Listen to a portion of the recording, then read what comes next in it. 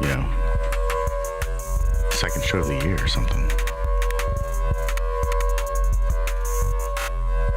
I'm not sure if it feels like 2024 yet.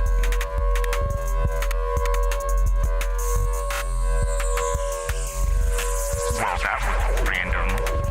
Exceptional radio. It's all just starting to blur. And it's just like all the weird crap from 2023 is just spilling over. And so I was in Florida a few days ago, and there was a freaking tornado. You don't think of it like... Oh, you were there during that? Holy shit. Yeah. I didn't realize that. Because I remember I posted something in the chat about it, not realizing that you would have been there. No, it was kind of funny. We got there, and everything was still kind of... It was windy. It was really pretty. It was really comfortable, warm, really warm, like hot, warm, sweaty almost. And then the sky started turning a little bit darker. And then, oh yeah, by the way, there's a tornado warning. So how close were you? Not very close. It got windy, but never so windy that you couldn't go outside. And, you know, like fulfilling the whole Hoosier stereotype of going out on the porch and looking for the tornado. I was like... But also, I've never been to Florida, and never in my mind did it occur to me that, oh yeah, tornadoes happen here too. Well, not necessarily during the, like, January, though. That's where, like, they have rainy seasons, and I'm pretty sure they're not supposed to be in January. Because I think the tornado I posted about was a separate one than you were in. Like, what day were you there? Let's see. We left Monday. Oh, we okay. left last Monday at like 4:00 and got there at about 10 in the morning on Tuesday. So from 10 in the morning on. No, there was another tornado in. Yeah, I think that like, would have been a separate one. Yeah, then. that was one like a couple days before in like Fort Lauderdale, I think, or near Fort Lauderdale. Wow. Yeah, The one I posted about was on the 6th. Okay. Yeah.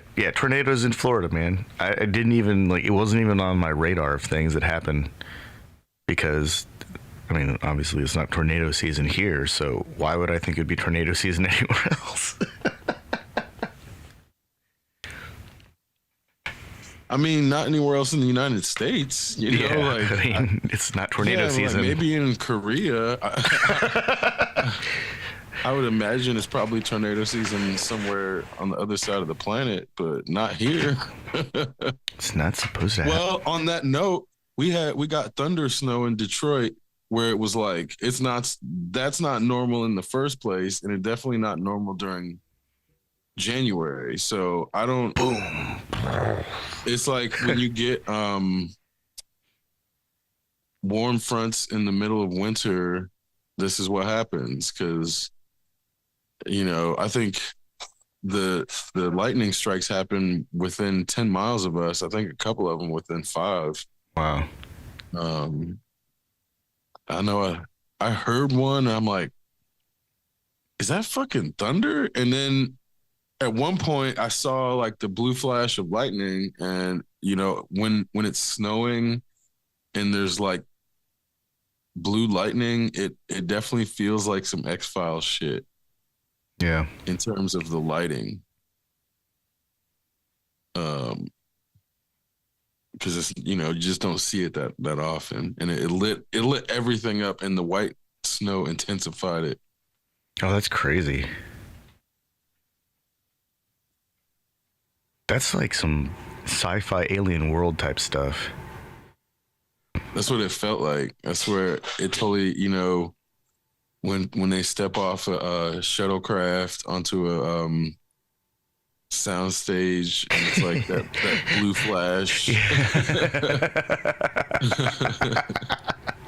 Sometimes there's fog involved, or a fog machine. Yeah, exactly. And it's not exactly white white either. either. Sideways, so it was like, oh, that's it crazy. Might as well have been fog. Yeah, so we were driving for the most part. I'd say about 14 hours of the 18-hour drive. That took my sweet ass time. I was going like 60 miles an hour the whole time. But we were like dealing with 30-mile-an-hour gusts pretty much the entire time. like a strong easterly gust with strong like winds anywhere from 15 to 20 miles an hour, just ready, just pushing the whole time. I felt like I was always trying to get into the lane to my left. It was nuts. Driving the mountains like that is crazier too, because every so often the wind just stops, because you're going around a big portion of a mountain and there's no wind, and then you could come around a bend and then boom, there it is again. That's wind gusts are dangerous as fuck, especially when you're around semis. Yeah. Oh, I just took my sweet ass time. Everyone went around me. We didn't have any problems. So we were going down a hill, a face of, might as well be a mountain, but going down this big incline, and I realized that the road had flooded. Like, I couldn't see the road. You normally can see the road behind people's tires. Oh, yeah, well, that stuff was gone. It was just like wet. Everything was wet. And no sooner did I made this announcement to Sheila that this Mercedes SUV just careened into the left wall. This is like a 5-lane road, a big road, huge, and I go through this thing and I put on my hazard lights and get one lane over, because I don't know what the hell's going on, but I'm gonna get away from this. And then some van flew up the hill and then spun around and careened into a ditch, rolled and flipped and spun around, and then I definitely pulled over because I want to go make sure no one's dead. But the guy was okay. He got himself out of the seatbelt and was just standing there, shook up a little bit, with there was no blood. All of his airbags had deployed. All of the airbags, every single one had deployed. It was crazy. The glass was just a big spider fracture. Yeah, those high-speed accidents are dangerous. Oh man, so giant even when gusts there's of no wind. other, only one car involved. All of the road, the whole uphill, going up that hill, that road was flooded too. There was an inch of water on it. It was crazy.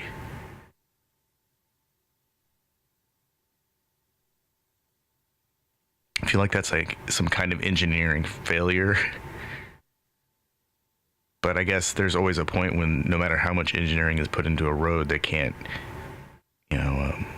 get that water away fast enough. The surface was completely overwhelmed. It was incredible. I've never driven on a road that had done that before.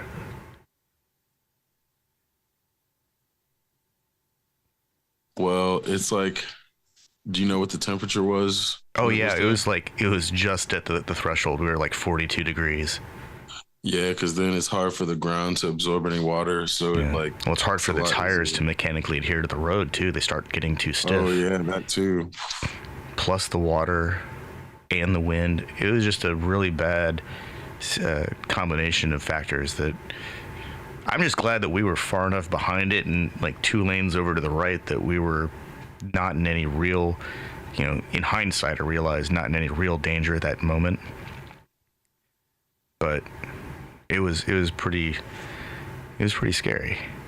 I immediately slowed down. I was going 45 miles an hour with hazards on. I was doing everything I could to stay within, federal minimum speed limit, and but also not just keep on driving into what could be potentially horrible road condition, just 200 yards in front of me.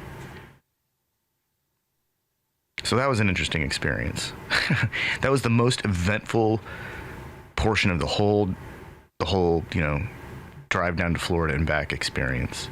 Was on the way home, somewhere between Tennessee, Kentucky, in that area, that portion of the country. Saw 2 accidents back to back, within a mile of each other. And then afterwards, of course, because we were kind of in shock, we noticed just how many people were driving just completely insane. People just flying by 80 miles an hour, but probably faster for some of them. just in horrible weather conditions, just driving like it ain't no thing. That's one of the things that bothers me about people where they're like, they don't adjust their driving for any different weather conditions and like think. I mean, you get this a lot with pickup truck drivers, but not the reasonably sized pickup trucks, but like the ones that are on the border of being monster trucks Yeah. that just need the tires. Like those people and the ones that drive like Escalades and fucking excursions and shit, they just drive in a way that they don't seem to care for their lives, but definitely don't care for other people's lives. So that's where I'm like, it's not all pickup trucks. It's like the big ones. Yeah, no, it's like the full size SUVs and the full size trucks that are definitely not being used like trucks. They're like family haulers. And people that drive Porsche SUVs, they drive fucking crazy. I think people who drive Porsches just driving crazy in general. It's like one of the requirements. Some of them, but the people who drive Porsche SUVs specifically drive worse than all other Porsche drivers. It's like a you know, as you're saying, you got to drive really bad to drive a Porsche in the first place. But then it's like, no, if you're going to drive a Porsche SUV, you make all the other Porsche drivers look awesome. Man. Like they're going to make the most shit moves you're going to see on the road that day. You know, I did see two Porsches, a Panamera, which I actually just consider to be a very elegant looking Audi A7 wearing a really nice, like, you know, designer dress. But it's I saw one of those go flying by, and it was as sure-footed as anything on the road. It actually looked like it was having fun, and you know, like a dog running around in the rain, kind of fun. And then there was I'm not sure what it was. I think it was like was it a Cayman? Those are the ones that are like not quite 911s but have a hard top, and I think that's what it was. I don't remember. I don't know what these things are, but it looked just fine. They look very pretty, actually. They're really pretty cars. I'm not gonna lie. I like Porsches. No, I like their design. In general, like, yeah, they're definitely one of the. They're really pretty. They have one of the better aesthetics of any car lines. They tend to more have consistently. Yeah, they tend to have like more understated interiors than some of the other, you know, European sports cars tend to be a little bit crazy in the interiors. Like almost like they want to emulate like the cockpit of World War II aircraft. Switches galore, dials.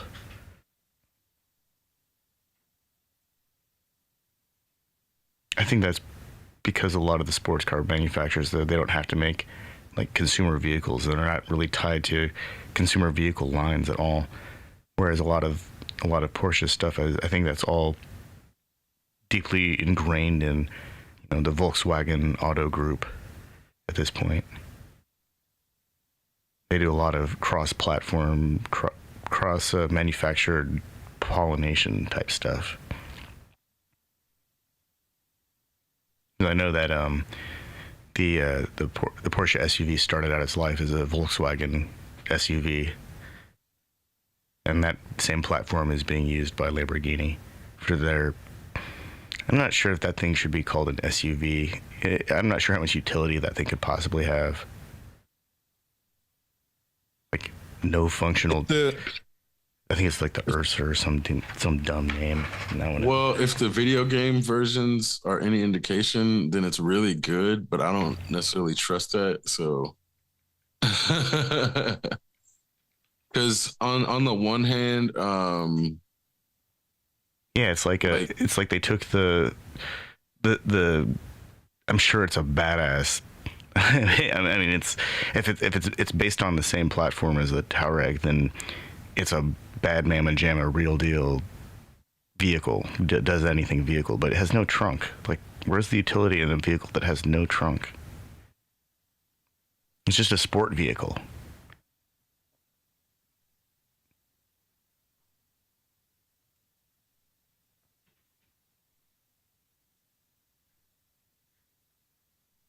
I mean, maybe if you like fold, does it have rear seats? I mean, it has 4 doors. I would assume it has 4 seats.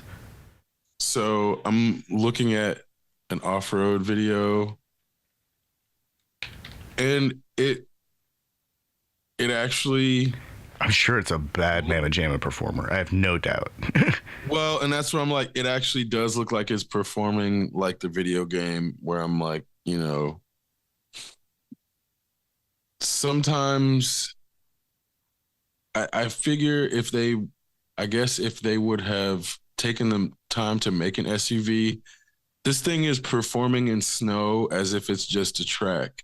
So it definitely, in terms of when I was like I said, when I played it on the video game, it seemed like it is performing insanely well. So I didn't necessarily trust it, but seeing these videos where I'm like, if you give it to a professional, then it can perform like that. It's a Volkswagen Touareg, though. That's the point, is that it was already a world-class off-road racing vehicle that had, won Dakar before and has its own off-road class. In Baja, like, it's already a proven platform. That's why it's so funny to me that it's like, yeah, let's just dress this thing up as a Lamborghini. Now it's going to be street tuned to chase after the Land Rover Defender or whatever that thing is. I don't know.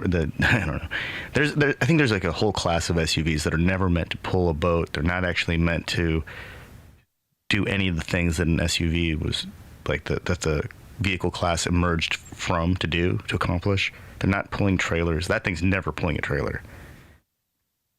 The person who owns the Lamborghini Urus is definitely not pulling a trailer. Their boat's already at the slip.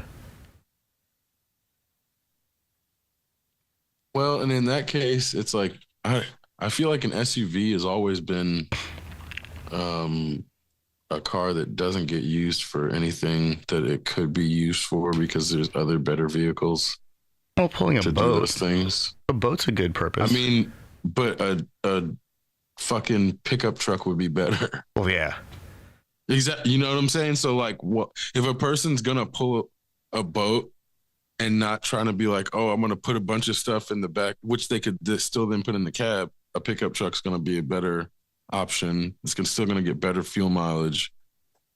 It's the truck for the person that wants a station wagon but won't admit it to themselves, or it's the guy that wants a station wagon but needs a truck, but can't for whatever reasons.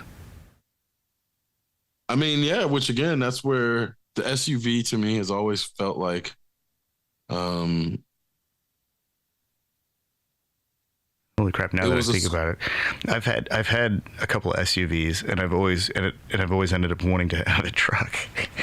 There you go. Because it's always felt to me like a square peg trying to fit a round hole, where I'm like, the idea of that intermediate thing, who also, it's like, well, if you're trying to have a family, just get a fucking van or a minivan, depending, because a van or a minivan is going to serve a family better. Oh, in every use case, if you don't need to tow something, a minivan or a van is superior to a truck. Every use case. There's not one situation where a truck is better unless you're pulling something with it, or transporting something larger than the interior of the van. But any real van can pull as much as a truck because they're built off of the same platforms. Yeah. So there's it's only towing at the extremes. Like, at the absolute limit of a van's towing capacity, a truck might have an extra like 200 or 300 pounds for a given configuration. But it's not even that. It's the better fuel economy. Yeah. So it's like, in even not just like that small gap, the amount you're going to spend on gasoline over time it's going to add up. Oh yeah. And if you don't need to pull anything, then a minivan is vastly superior. Right. Like a minivan is just a giant car these days. And so, because of the way that they can engineer the front end's cross-sectional density, and derive these insane insanely low drag coefficients, like stuff that was sports car low drag coefficient back in the 90s. Like, this stuff is easy for manufacturers now. And so, sure, 30 miles an hour, 35, 36 mile an hour per gallon, or 30 miles per gallon minivan, that's where we're at. Throw in some hybrid action, and then you get even more out of it. So, and you have incredible space to pull things, and it's better than a full-size SUV if you never have to pull a boat. There's like no... So, talking about this, I'm like thinking about it. A person who has a Lamborghini SUV is not really the person who has to worry about trunk space for getting their Exactly. groceries. Yeah. So it's like, yeah, they're not worried about that. And then if you go to the Lamborghini's website, they're using video game videos to advertise their cars, where I'm like, oh, no wonder the cars reflect so well because in the video games, because they're working with, they wouldn't allow the product to be represented in a way that isn't accurate, I imagine now. They also probably aren't shooting that many videos because it's too expensive to tempt fate with the real cars. No, I don't even know if when they have a professional driver, I don't know if that's so much the issue. Is like there's no insurance cost on this. Oh yeah. So they don't have to do that if they can just use the video game to make car accurate versions of those commercials now. So it is like a win-win for them to use it. But yeah, you don't have to get insurance on that. So I think there's something to that in the proof is in the fact that they're using it. Yeah. Well, there's a simulator driving sim. It's BeamNG Drive, and it's like it's quite an incredible physics engine. And so I know that it's possible to pair a physics engine like that with stellar graphics and render out something as lifelike as anyone wouldn't be able to tell unless they were pixel peeping. And even then it might not be possible to tell that after a certain level of quality, I guess, artistry. And it's easy enough to drive through on a scenic mountain road and capture the whole thing and put a vehicle in it later. If that's what they're really doing. Just motion capture on another vehicle.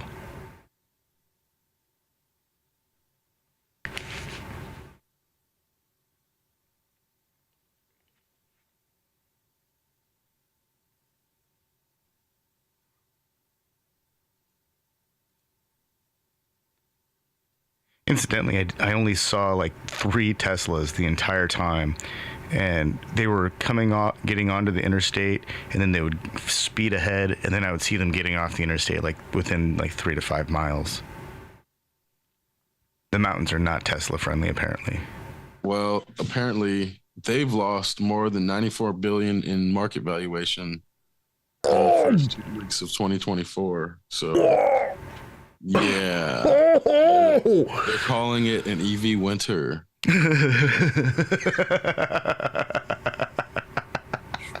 It's the biggest hit they've had since 2010. Man, let's hope that SpaceX can keep Elon alive or something, because they need to get rid of him and put some people in management who aren't going to keep sinking their own ship. It won't be long before that happens, man. Let's see. I wonder.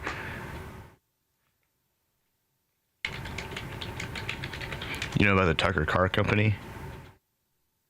What is it called? Tucker. They made the torpedo. This guy named Preston Tucker he tried to enter the American automotive market, and he did not. It was like he just was kept out of the market by Big Three, kind of by the government too. It is pretty fucked up, but Nobody remembers them. That's not the guy. That's like a.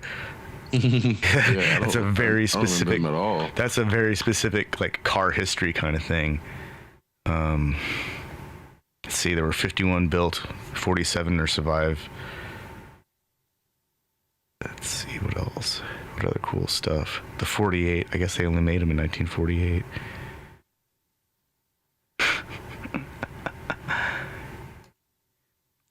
I think people might actually remember Elon and Tesla though, because there's such a huge digital record of it.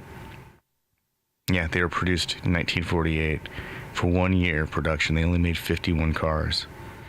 So, of course, they're not going to be remembered, but I hope that doesn't happen to, like, electric cars this time around. I mean, I realize that it doesn't all hinge upon the success of one person, but in a lot of ways, everything that almost every car company's done has been a, hey, we can do this too, and we can do it better because we're big and established, but none of those cars seem to be taking off. Honda just announced an electric vehicle line, but it's not supposed to come here for a few years. Like, GM doesn't even make cars anymore. Ford doesn't even make cars anymore. I guess they make a Mustang, and but they're getting rid of it. There's like the Mustang's going out of service in a few years. I think there's like 5 or 6 years left. 4 or 5 maybe. It's being phased out. Like the Corvette's on the path to becoming an electric vehicle. There's also 2 variations of Corvette that I think are terrible ideas: the wagon and the SUV. Like, why can't they just leave some things alone? They can't just help themselves.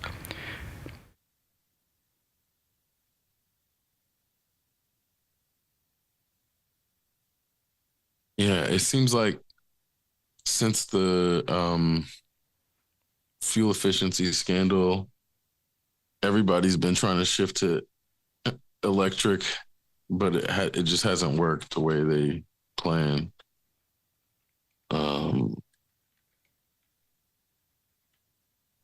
So I'm interested to see if it's like how long it'll take for that to catch on. Cummins they're gonna have to repair 600,000 Ram trucks and pay a $2 billion emissions penalty because they did the same thing that Volkswagen did and created like a software bypass or a software mechanism to recognize when they were doing a testing sequence and go into special emissions mode.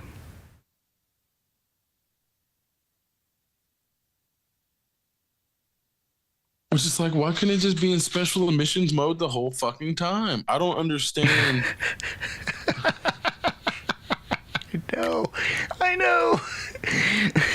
Like, why is that so hard? Why are they hell bent on God destroying the planet? It's like, we'll turn on the fucking not polluting version of the car when they're testing for it. Other times, just fucking destroy. It doesn't.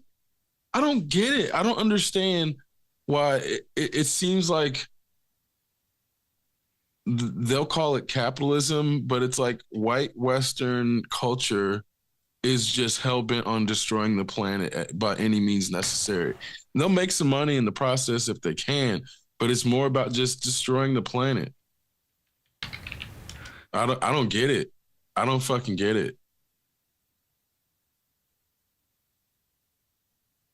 Because that to me is like the crux of the discussion on whether electric vehicles are like cost efficient or not. It's like, who cares that we're trying to like not destroy the planet and keep the further we get away from that discussion, the more the oil industry, like, I know it's not just the oil industry, but companies plant discussions to distract from their responsibility to not destroy the planet. And then in the process, we never end up changing our practices to get off that behavior as a species.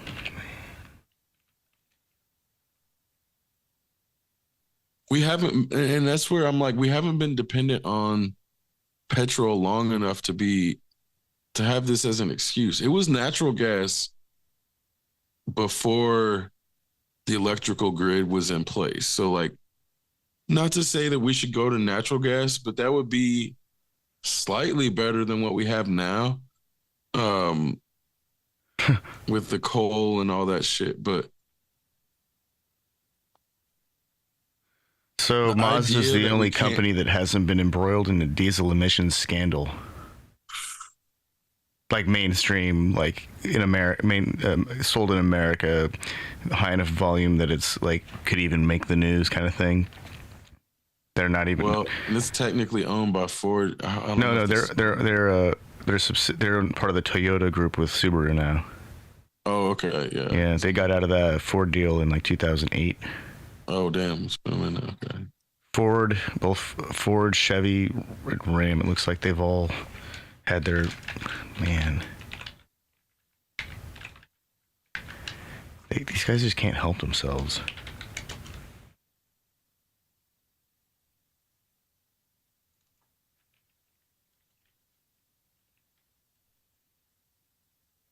Yeah. Let's see, 2015 is when Ford, GM.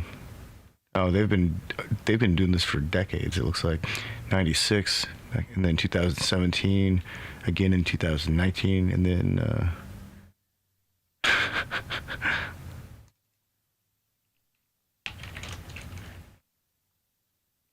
yeah. So the big three have all been caught up in the diesel scandals. Toyota got caught up. Honda seems to be clean too, actually. No, I'm sorry. Honda had a little diesel scandal for a while. I bet Isuzu. Isuzu. All manufacturers accused of cheating on diesel emissions. There's a whole list of them. Oh, Toyota built it. Their engines were built by Isuzu. That's funny. So it's Isuzu that was cheating on their things.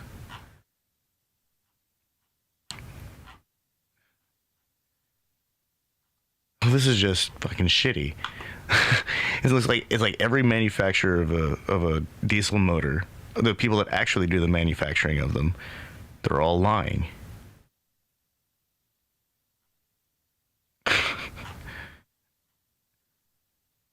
Looks like Isuzu is the primary manufacturer of diesel engines in Japan.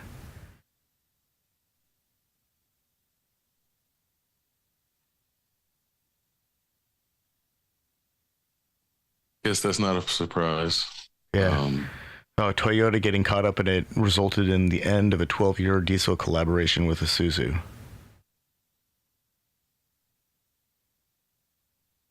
Yeah, Isuzu's dirty.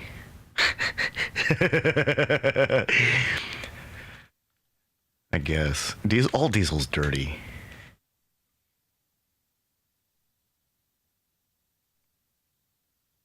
They have to use this really nasty caustic solution to prevent them from being horrible to the environment. And that stuff is like ruin your life nasty.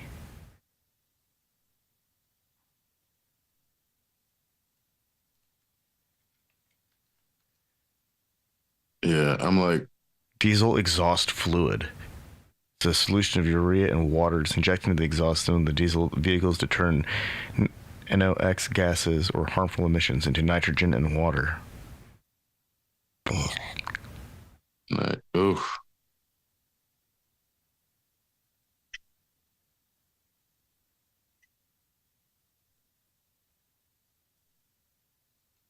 How much does this stuff even cost? Oh, it's like almost $10 for 2.5 gallons. Premium stuff is $24 for 2.5 gallons. For diesel? Oh no, for this diesel exhaust fluid. It's not even the fuel. It's the extra juice they need to make the fuel not horrible. $17 for a 2.5 gallon jug. I was gonna say I know diesel's expensive. I think it's like roughly about the same as premium, but Oh no, it's like $1 more. It's at the minimum $1 more than gasoline, from what I experienced on the drive up. right then. But that's like then regular. Regular was Like, I like think $2.69. Premium was like about $3 down there. Oh, really? Yeah, it was cheap. Gas is cheap the further you go south. On the other side of the mountains, it's like it drops like 40 cents right away. And then, but diesel was like $4.50 in some places, and it would fluctuate if you were like had a card or a special kind of card. It had like there were two numbers that would flash. That was really weird too. I didn't realize there were like two different types of diesel pricing structures. But yeah, diesel's expensive. I feel bad for anyone with a diesel vehicle that doesn't actually like make, the requisite $2 per mile minimum, because those vehicles are not able to pay for themselves otherwise. And then if that's the case, they're really expensive. Well, I guess I thought that was the deal, is that you can get a lot more miles out of diesel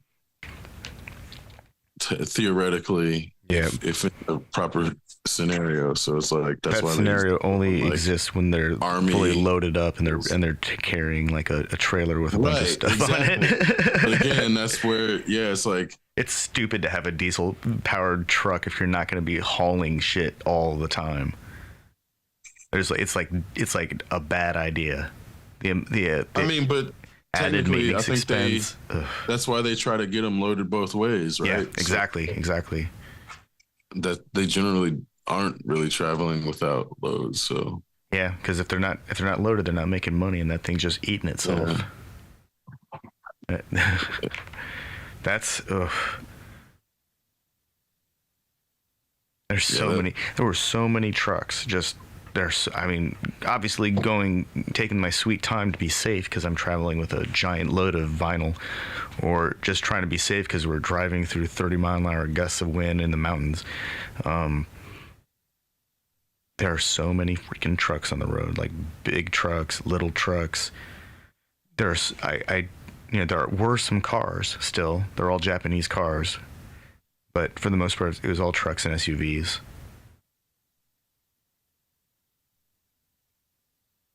I guess minivans are still cars. Yeah, they're still minivans. But most of the cars that I saw weren't small. They were all like, mid-size, like Camry, Accord sized, and bigger.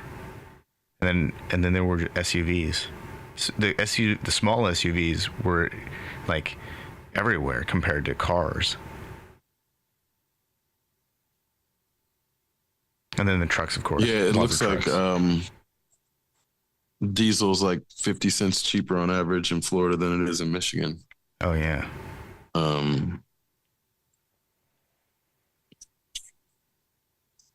Yeah. That seems about right. And oh my God, in Indianapolis, it's like, I guess it's about the same as Michigan. Yeah, but some of the places in Indiana and in Indianapolis fucking hijack on prices. Yeah. Oh, it sucked. We would see a sign for like cheap gas, and we'd get close and be like, "Oh, this place is closed." And the only place that's still open is like the Shell that has the more expensive gas. Bastards. It happened like 3 times.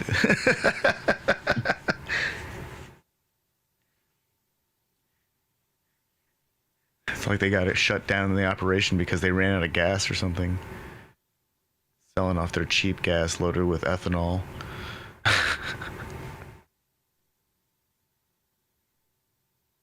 Yeah, I would.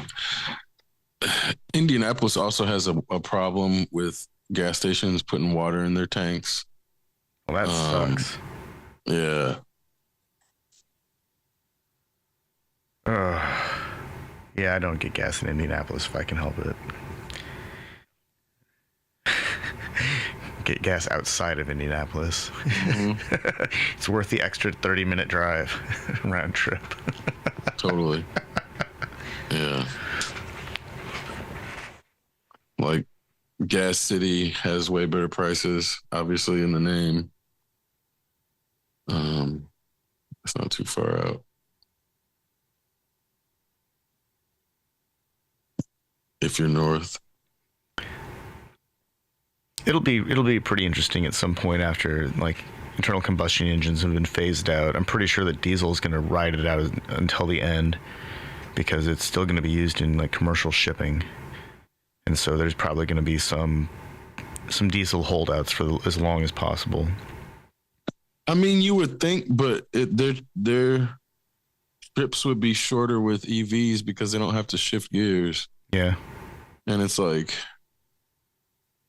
that's going to take a lot of time off their trips, and I don't. Oh I don't no. know. I mean like I'm just talking about like the people who own big diesel trucks. They're going to be holding out the longest.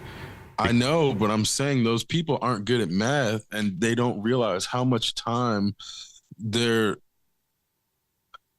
time spent on the road would be reduced by cutting out the need to shift gears, because those things take so long to get up to speed because of the gear shifting, that having those electric vehicles are going to like literally take hours off their trips in certain cases, where it's like No, man. I mean like Jim Bob with his F-250.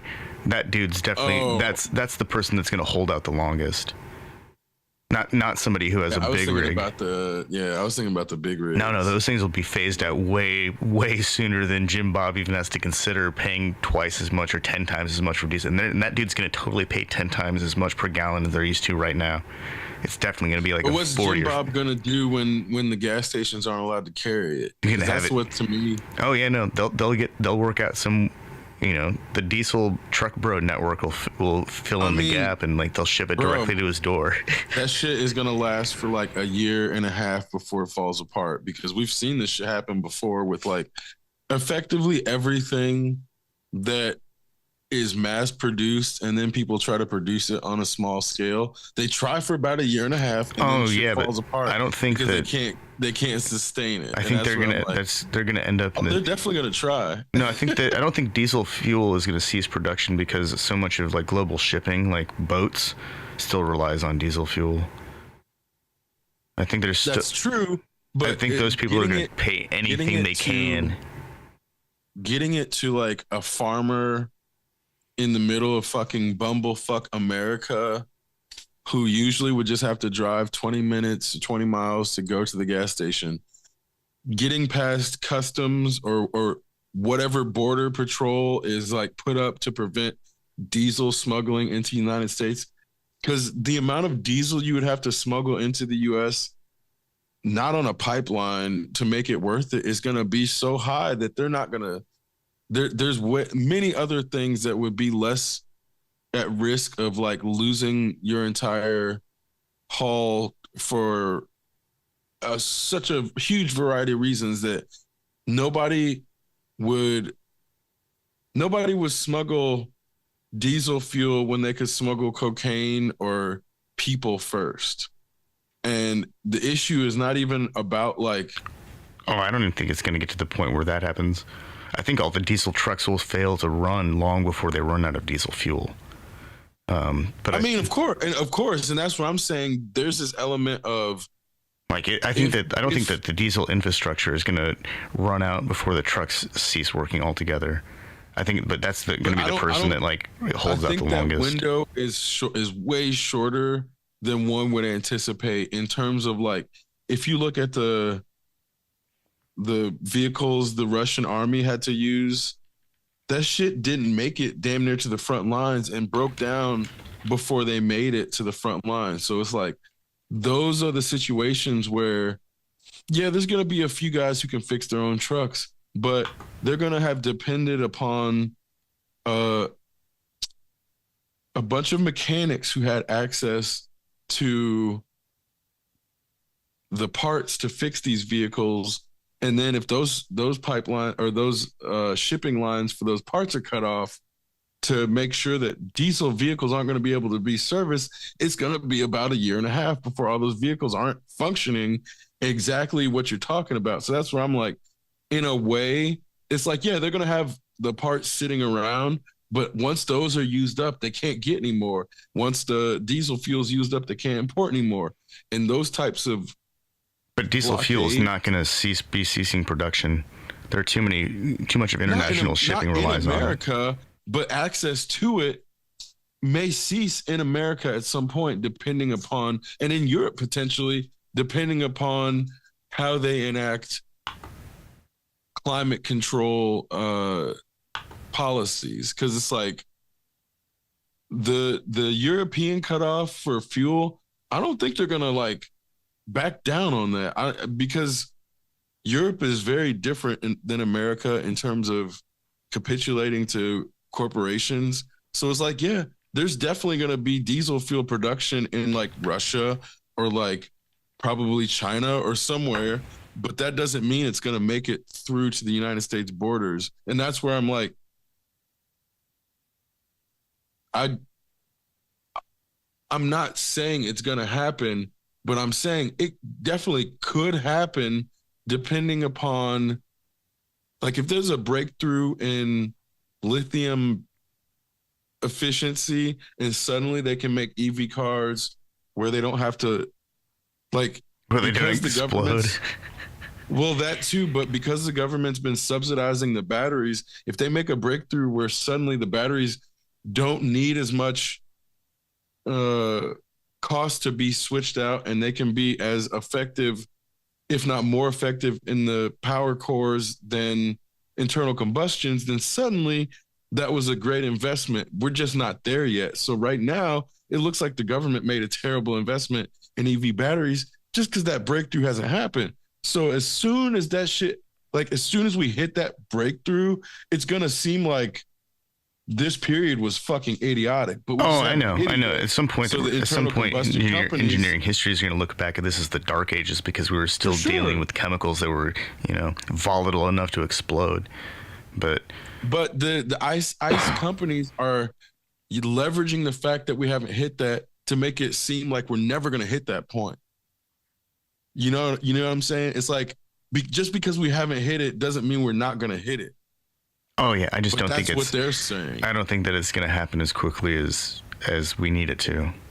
I don't think so either. But it's because we're not investing in the shit the way we should be, and that's it's like a chicken and egg problem at that point. It's like if the government doesn't invest in getting out of ice like cycles, then yeah, we're going to be stuck in it and we're not going to be able to innovate our way out of it just because there's not enough money in it. I think the biggest issue is that there are no American semi-truck manufacturers that are taking electric power seriously, whereas in Europe you can get like a Renault or a Mercedes or a Volvo or there's another one that makes some really nice electric vehicles. They make some really nice electric trucks in Europe, semi-trucks. I mean, and we don't have that kind of model here in America because the electric semi that America gets is a Tesla semi, which is being rejected by semi drivers. There was another one, but they faked everything because America doesn't fucking care. Nikola or whatever.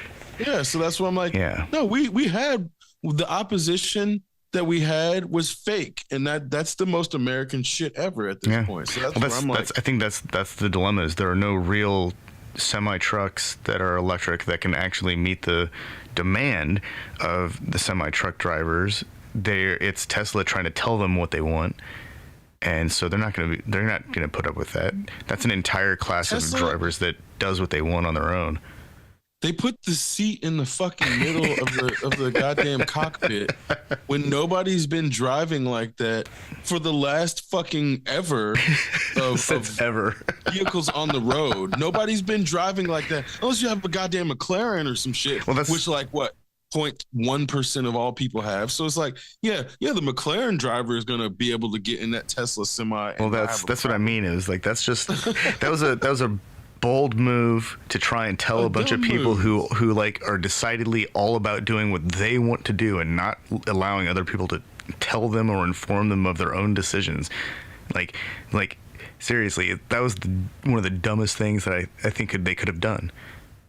Let's reinvent the entire semi truck. No, just put an electric motor in it. That's all they needed to do.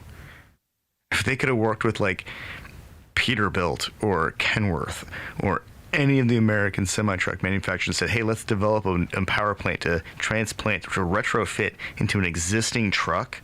That way the guy who owns his truck already can just drop it in and all of a sudden, boom, electric vehicle time. that would have been the way to do it. But instead, look at this fucking thing that looks like it was carved out of a block of clay with just, I can still see the block of clay that it came out of.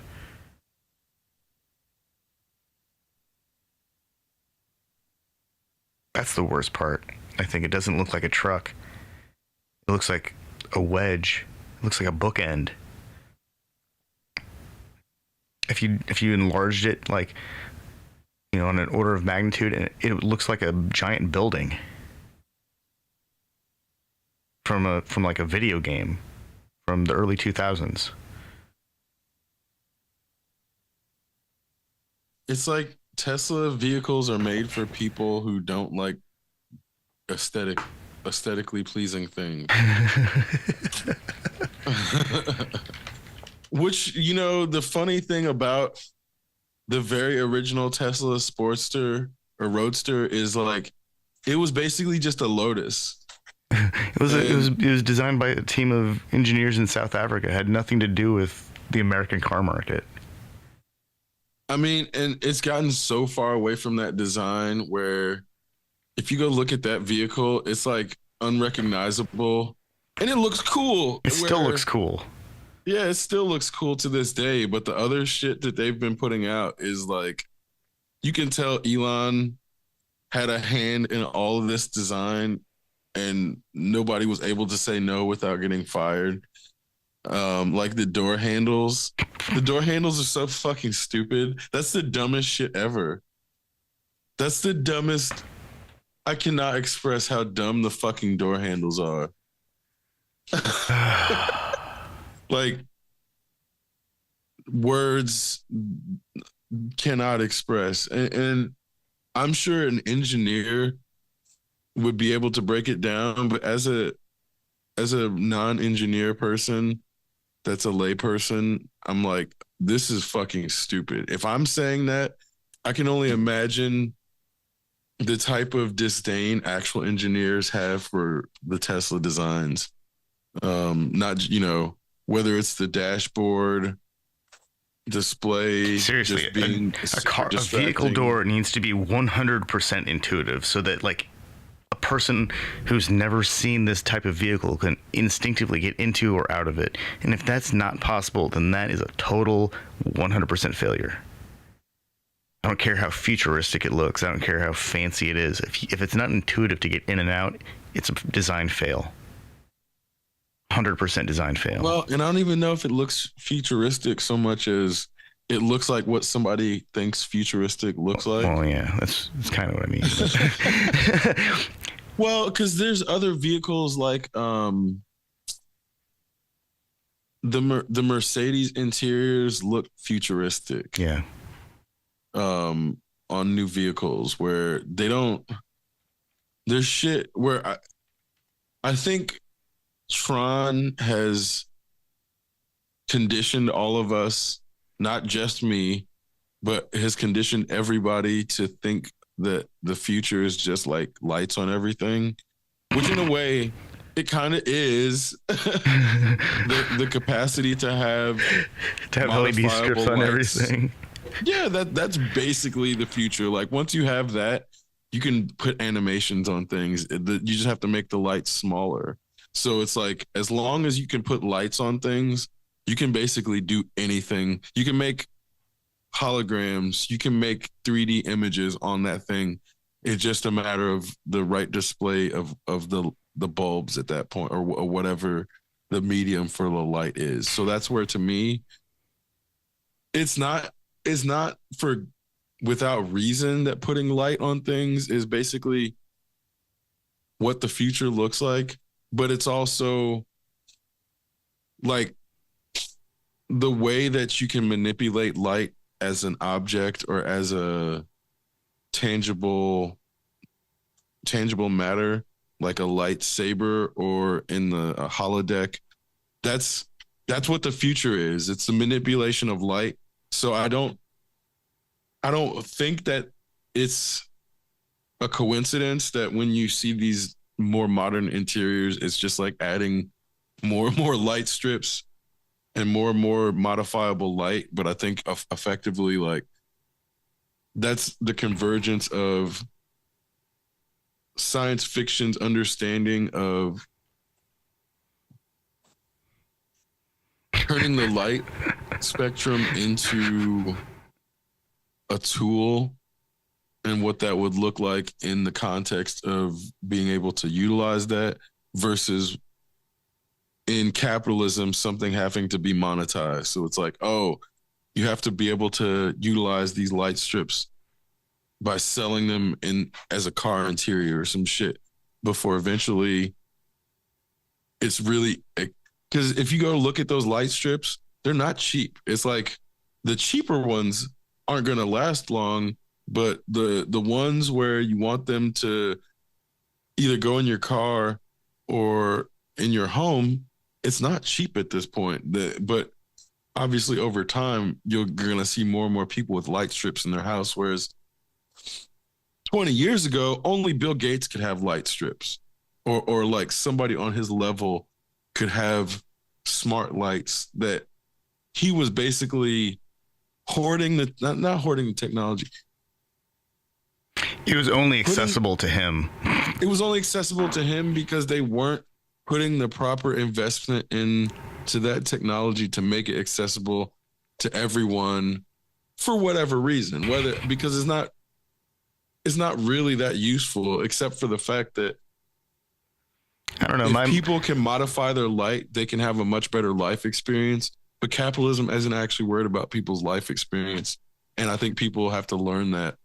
It just takes a long time. I really like having the LED lighting that I can set on like tranquility mode and have it phase through different color pattern or sequences. It's really nice. I'm not gonna pretend that it's anything other than mood lighting though, because it's not really enough to do anything, but it's definitely enough to. Yeah, but you can't minimize mood lighting. That's because true.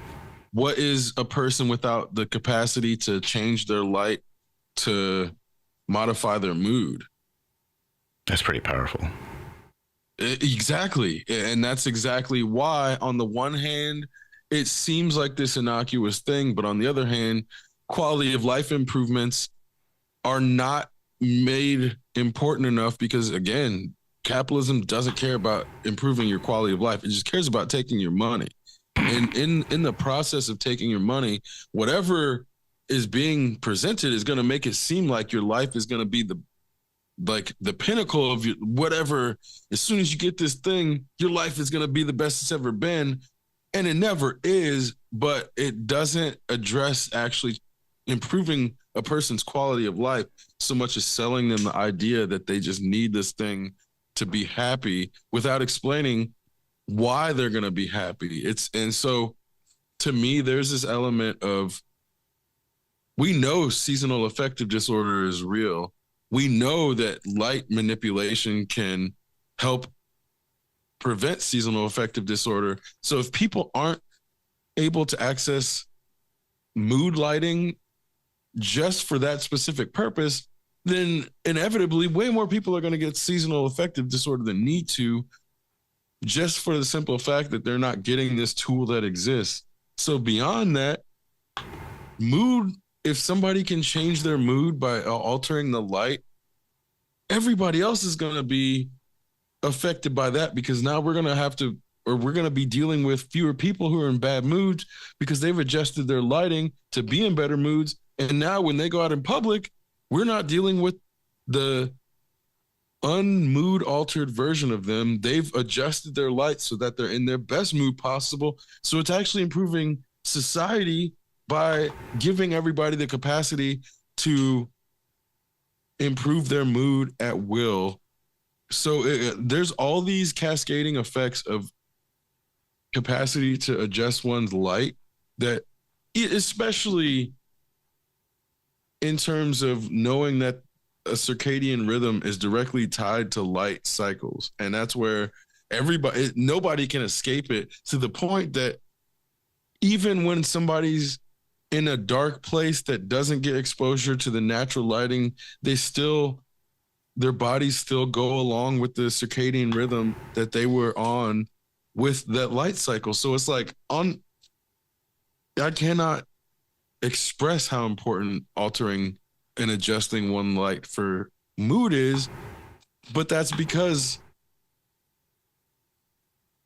the idea of little things like that being life improvements are not made apparent, so people think that you have to make extremely large life improvements or extremely large changes to feel life improvements. So then they go do extreme things instead of just doing little things I think like I have altering 90 their. total feet of LED strips, and the only time that they produce any real visible light is when they're the only thing running at night, and then it's great. Then it's like, yeah, this is the stuff.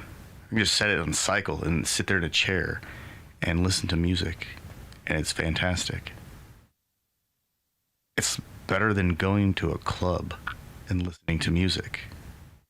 'Cause I don't have to deal with a bunch of sweaty people who are yelling at each other to talk to each other. It's been a while since I've been to a club, so maybe that changed. Maybe that's not what it's like. But I bet it's pretty much exactly that.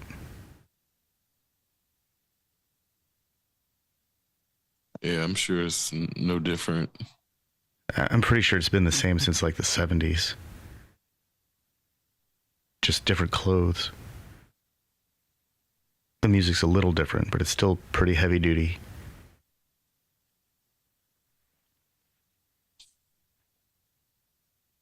Well, and on that note, I think it's like when you go to a club or an event, you can't control the upper level. So it's like you either have to take earplugs or get the Some eardrum kind of, damage. yeah, some kind of you either protect your ears or you don't, and that's it. Although this last one, when I saw Meshuggah, they had their normal UV strobe light thing going on, and the first time I saw them, I didn't have proper eyewear, and my eyes were like just burnt. But this time around, I had a set of driving glasses that are like UV coated and yellow, and I was able to watch the whole show because UV protection on my eyes. I have to remember that for future concerts. If I ever go see another concert, I'm gonna bring those glasses.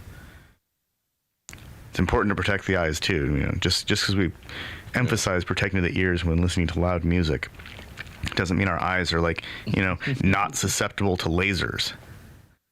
Because Well, there was that incident where they used the fucking UV lighting and people had to go to the hospital. I think it happened twice. God, One happened in Hong Kong. idiots. No, I think they might have both happened in Hong Kong. I think I remember that, reading about it. They It were was like a year apart. but they were using so many lights. They used enough lights to make it visible. Ultraviolet But light's yeah, not supposed to be visible. One of them was an NFT bro event.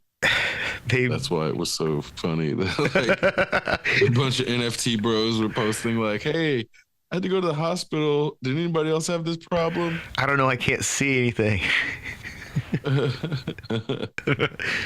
I can't see your post to read it, but I'm sure it sucks.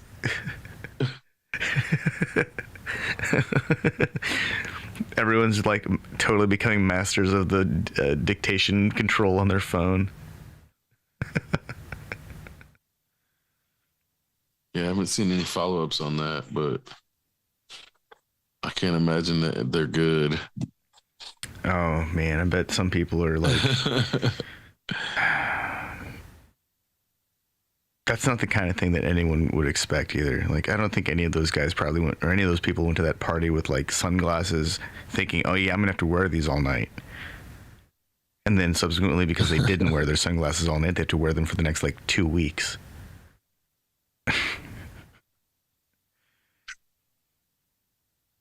Yeah, I think it is obviously as we get older, more important to do shit like that. But um, I imagine the younger people. I don't.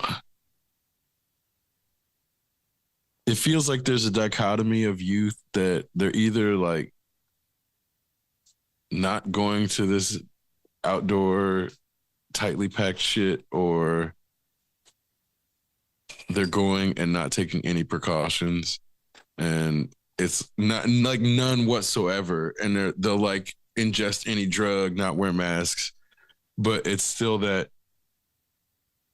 I'm below 19 and think I'm invincible type shit. So it's like you can't really do anything about that realistically, because those people just have to like learn that they're not invincible eventually, and that's not something that you can teach them.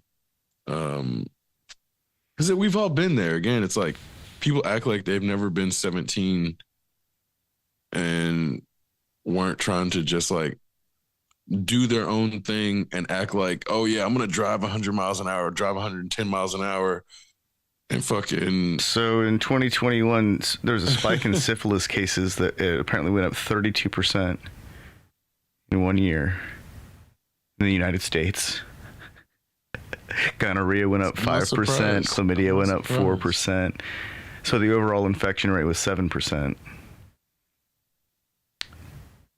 But in 2020, people aged 15 to 24, and I'm not sure why this includes 15-year-olds, but they account for 53% of new sexually transmitted STI. You said 15%? 15 to 24-year-olds accounted for 53% of new STIs.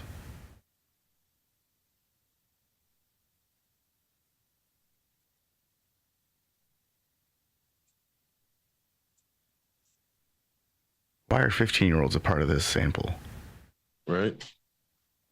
Those are still children. I mean, young people, but they're not adults.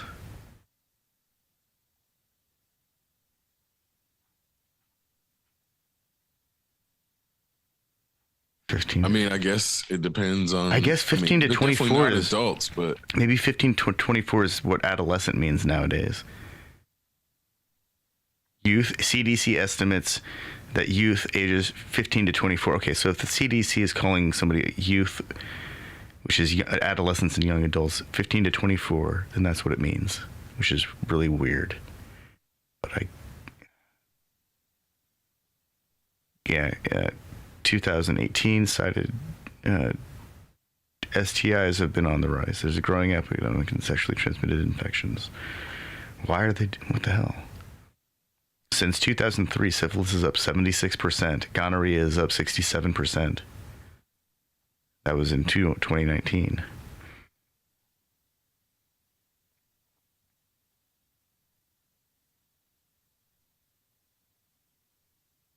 I feel bad for kids, man. What the hell? I could not imagine like dating in this scene. Dude, when we were like in high school, like there was so much literature going around about like being safe and protect your shit and don't use a fucking raincoat. Don't just do. Well, because AIDS was out of control. Yeah. Did people just forget this stuff?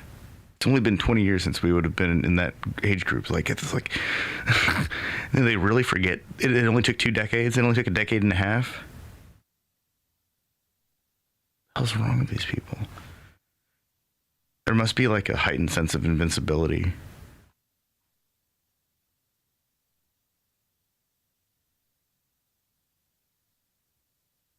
National Geographic, April 21, 2023, STDs are at a shocking high. How do we reverse the trend?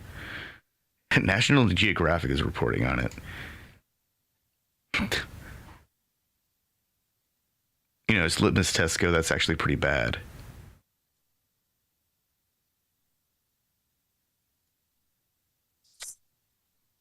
Yeah, man, and I guess that's part of it too. Is like, but that's actually access to information. It means that like everybody knows what's happening with these kids. So if National Geographic is reporting on it, that means it is like solidified in history at this point, with the best photography and most fact-checked image or information possible.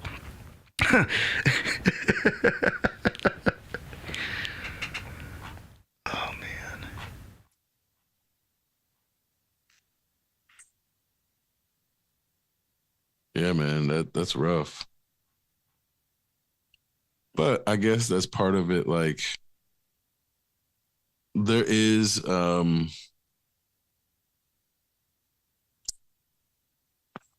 risk associated with like promiscuity is real, and I don't think people take it seriously in a way where it's like if you get a permanent STI, that's a life-changing event. And it's like, was that orgasm really worth it? Was coming or however, maybe they came a few times. Was it really worth it? Cause I don't know. I know if like somebody's not legally allowed to get a fucking tattoo, why should they be legally like permitted to get a life-changing STI? I don't,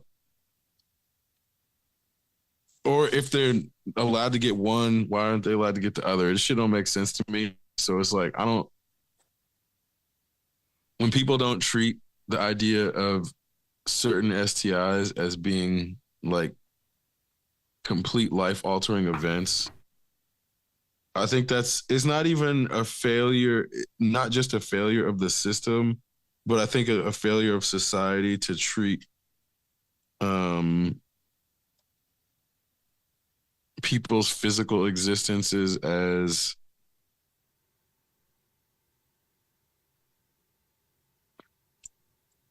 it's easy to like piss away this existence if you think you can go to heaven and then just like start all over. Like, oh, the herpes is gone, the fucking gonorrhea is gone, I died and went to heaven, and now I can fuck angel bitches for as long as I want without getting herpes. I'm pretty And sure like, that's not how that works. I'm pretty sure. Exactly. Of course, that's not how it I'm works. pretty sure if but you that's get, what some people, if one gets a bunch of in terms STIs of- and starts spreading that shit until their dick falls off, or until their junk just like erodes, I'm pretty sure that person is destined for a place that nobody wants to go or even talk about how horrible it is. It's like the hell of your junk is just rotted off, and now you got to live with it.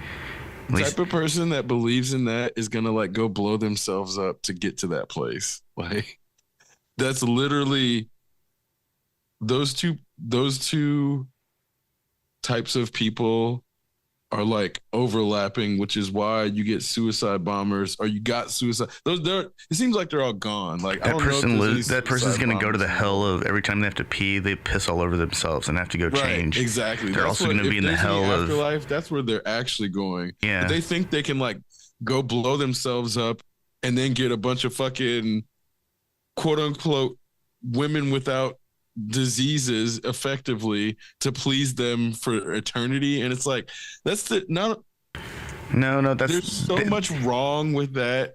Yeah, idea. they're virgin females, but they're like virgin female goats. And not to disparage goats, because goats are wonderful animals, but it's like goats and llamas and pigs. They're not human virgins. You don't get to go to you don't get to blow shit up and then go to a place where and be rewarded for it. That's not how it works. Well, and that Morons. reward is like framed for somebody who's either already destroyed their genitals here with some like STI they can't undo, or expect to destroy their genitals with some STI they can't undo. Because that's where I'm like,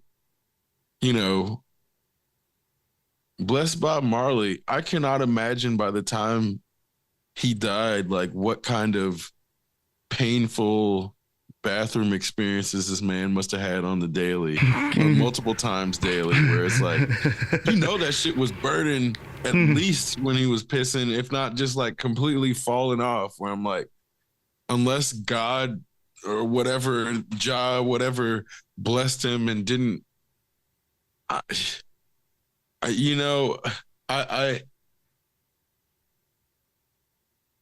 truly just can't fathom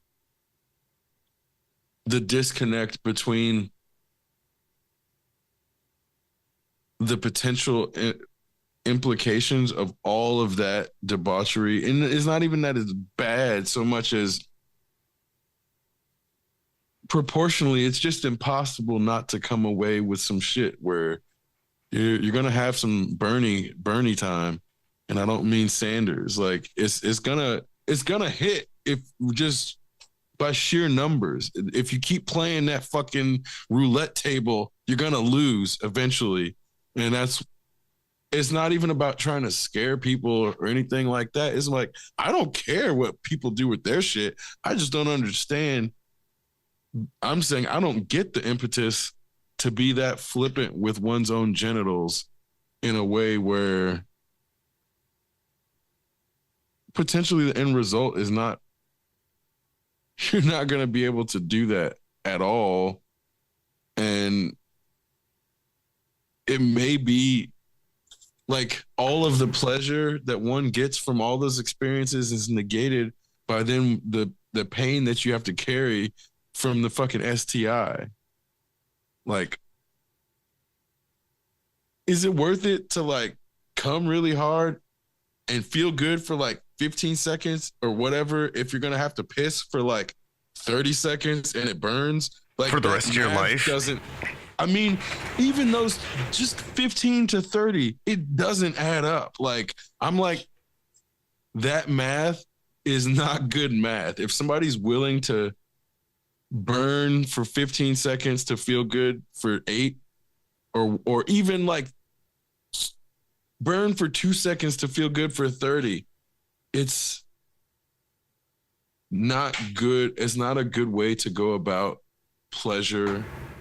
And even like, I feel like hedonism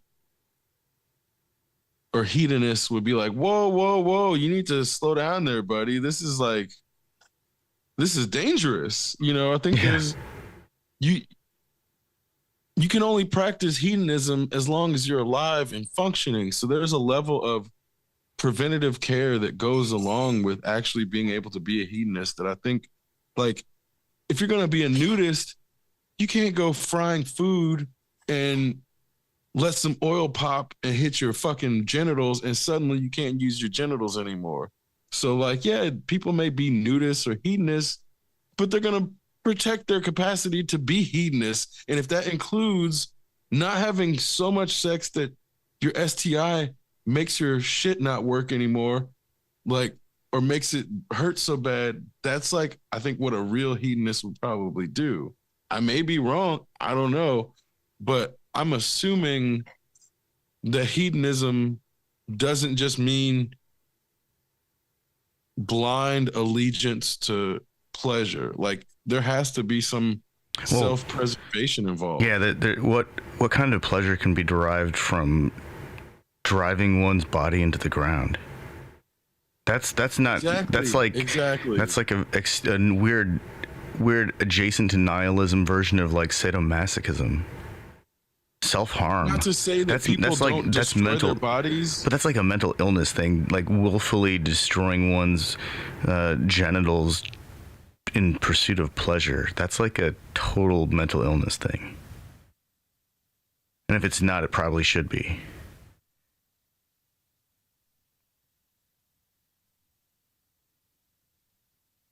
Or maybe somebody just has like no longer has any their nerves are shot and they just can't feel anything. But that's even worse, because how did they even get to that point? And then to like punish themselves for something like that, that's like the whole like biting one's nose to spite their face.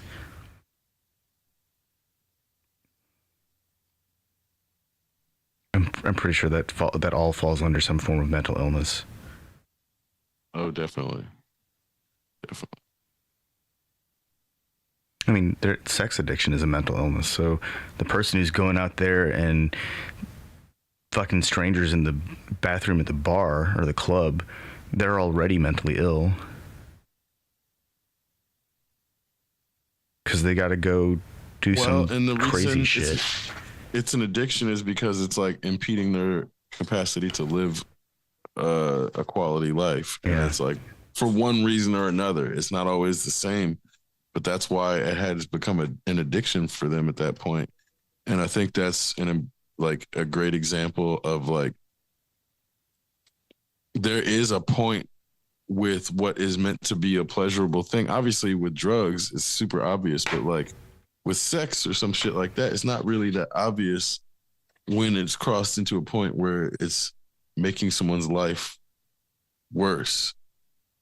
And so I think that's where, like, with people like Russell Brand or David Duchovny, who become big enough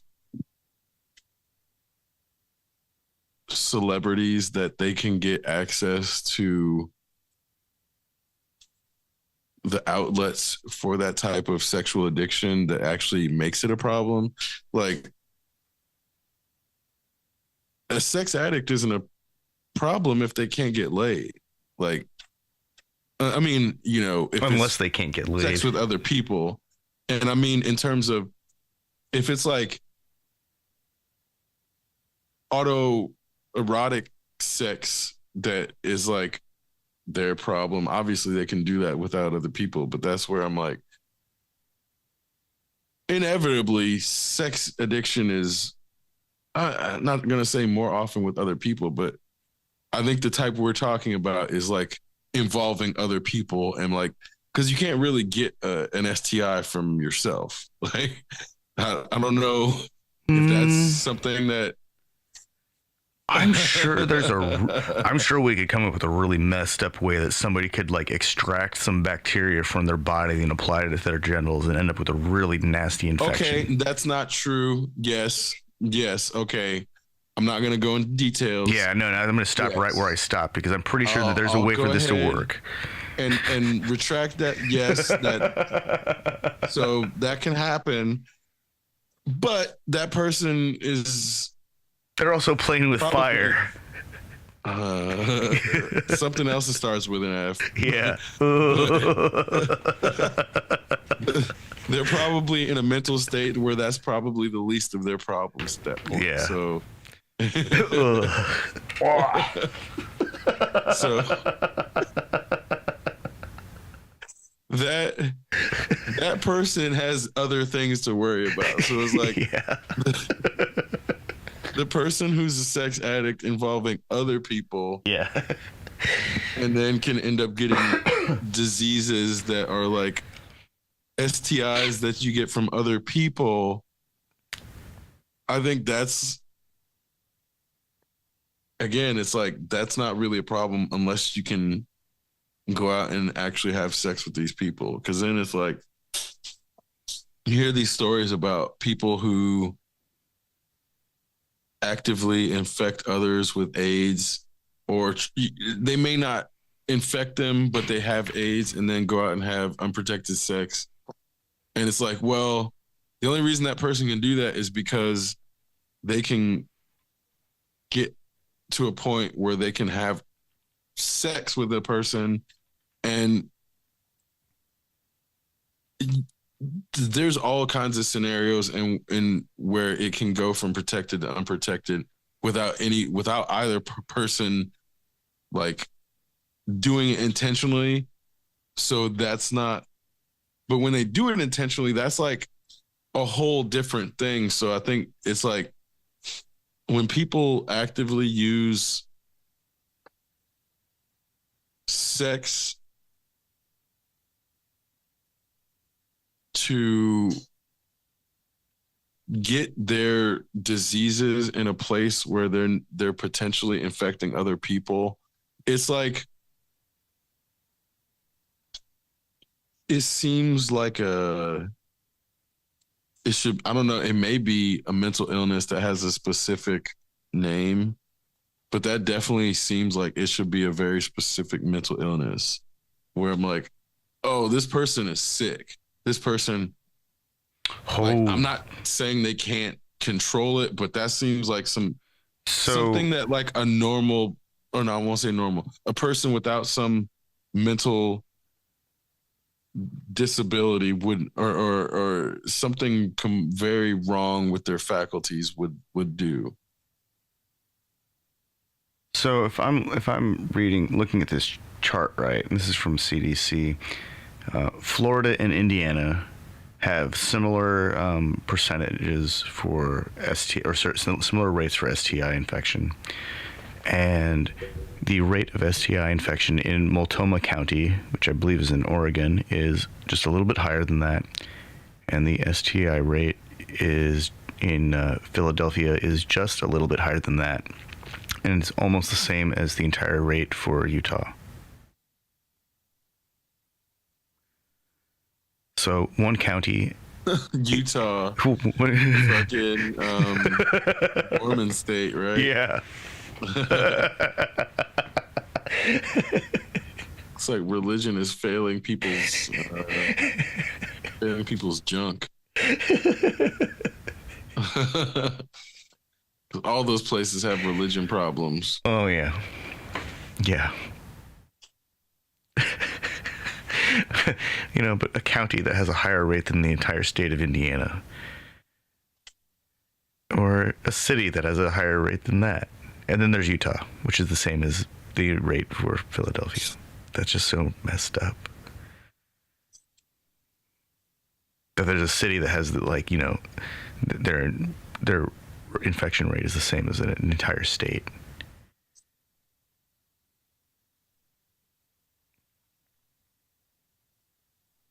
There needs to be some kind of like DARE program for STIs. I'm pretty sure that it was called health class, but Right. it's like there's one health class in high school and that's it. That's the only time anyone's ever warned about, STIs and STDs, and that's it. They get one semester and then they go to college and where there's like no reminders. Have fun. You had your health class in high school, right? Oh, you're good to go. God.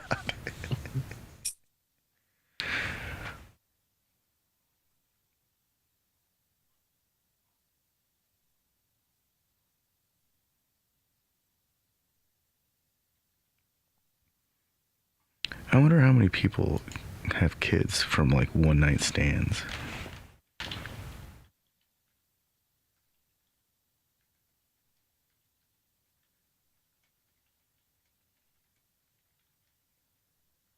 Probably a lot more than we would expect.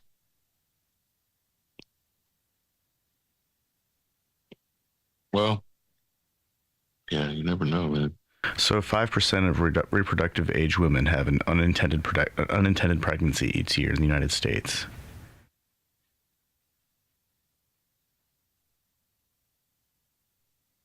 Oh, it's also happening in the United Kingdom. I don't buy that number. I don't buy that number at hold all. on. No, that's like a Google answer. Yeah, I don't buy that number at all.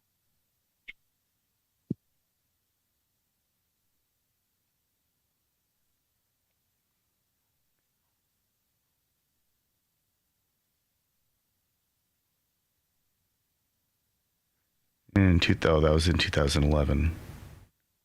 5% of reproductive age women have an unintended pregnancy in each year. Wow, it's not a Google answer. They're also saying that nearly half of the 6.1 million pregnancies in the United States in 2011 were unintended, and that 27% of all pregnancies were wanted later, and 18% were unwanted. So I'm not sure what kind of polling that is going on, but Oh, they must have very strict definitions they're talking about. 'Cause yeah. That's where. Yeah. That's what it seems like, because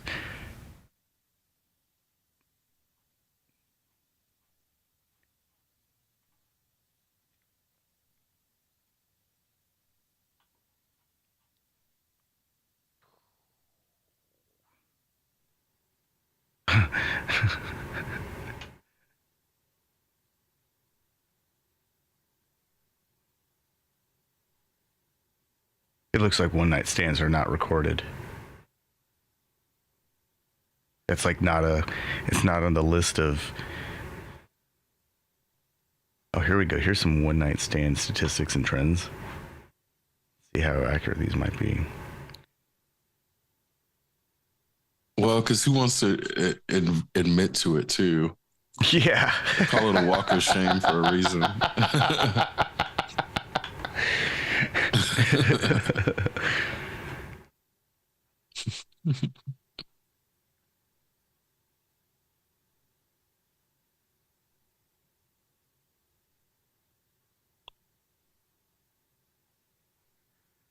Oh wow, this got dark quick.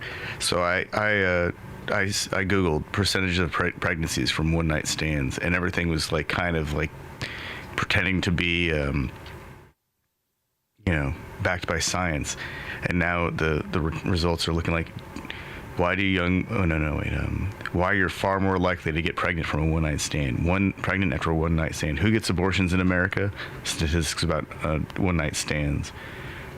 Do you tell your father? Oh God. And that's just fucked up. I mean, Google's like giving me some. See, this is one of those things that like I'm starting to like. This makes me not want to look at Google more when it starts getting real dark like this. Or maybe that's like the writing, and I'm just not prepared for it, and I'm not the audience. But again, Google should know that I'm not the audience for that shit.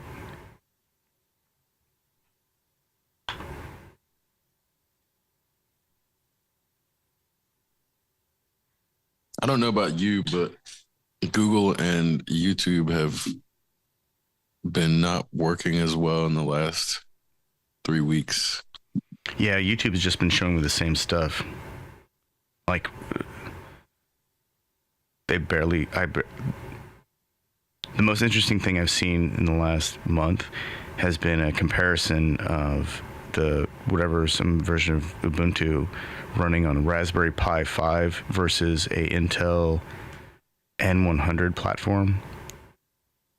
And it was a hardware review. It wasn't really about let's use Linux. It was how does Raspberry Pi compare to an Intel product? And that was actually pretty interesting because I still like computers. I just don't really need to upgrade or build or buy a computer. But if there's a prospect of building a really tiny computer that can use an older video card, or maybe it has its own support for like 4K at 60p, and it's like, that's kind of cool. Or if there's a really tiny computer that I can build that will support an i5 or an i7 and a modern GPU, and I can run a gaming, like run Steam on it, and then hook that up to my TV. That's really cool. I'm into that. But most of the stuff that's on YouTube right now is shorts, and that bothers the crap out of me because I don't really care about shorts. Also, I get a lot of commercials lately, and that really bothers me. They're like built into the videos. Yeah, and what you're saying is all shit that I'm frustrated with. And another thing about their recommendations is like, it doesn't just happen to randos. Like, it definitely happens to us. But if I'm watching somebody else they put up multiple videos a day, it'll recommend me somebody different than just recommending another video from that person. And sometimes if it's somebody who I'm not subscribed to and somebody they're trying to push, they'll recommend multiple videos in a row from that person if I sit and happen to watch one. So I know they have the capacity to do it because I've seen it before. But even people who had successful YouTube channels before are now getting their shit used to try to platform other creators. And I think it's driving a lot of people away from YouTube. But what I was referring to is, you know how you're saying you're seeing more ads in the videos? Are you using an ad blocker? Yeah, and then they tell me that they're gonna, if I don't turn it off, then they're gonna give me a ban, shadow, or 72-hour block. So yeah, they're trying to increase their resistance to ad blockers. So that's where I'm like, I've been using 2, and I've noticed now in the last 3 weeks, it's like they've done something so that if you're using an ad blocker, it's like the videos won't play. Yeah, and it just like. And I don't mean like it gives you that warning. It's like it won't load. And then if it loads, it's going to play at low quality where I'm like, what the fuck is going on? But it's been happening so frequently where I turned off one of the ad blockers and it stopped being as bad. Um, but again, I think in the last 3 weeks, I know they announced that they stepped up their ad block campaign, their campaign against ad blockers. But even in the last 3 weeks, it's like they've done something that's made it worse. But their platform doesn't work better when you turn the blockers off in a way where I'm like, there's still other problems with the algorithm that you pointed out where it doesn't make me feel like I want to contribute to them getting my time to sell to advertisers if the algorithm isn't even going to work right and it's going to recommend me some shit. That's just another advertisement, actually.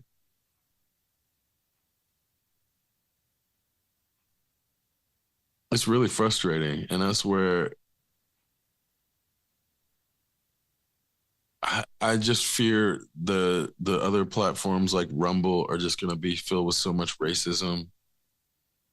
Well, they are casually racist content. That I think that's the reason that like my YouTube is so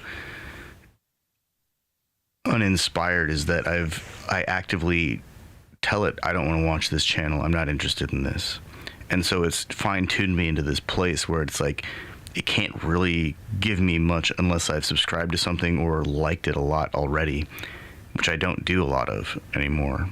It's just, don't show me this. I'm not interested.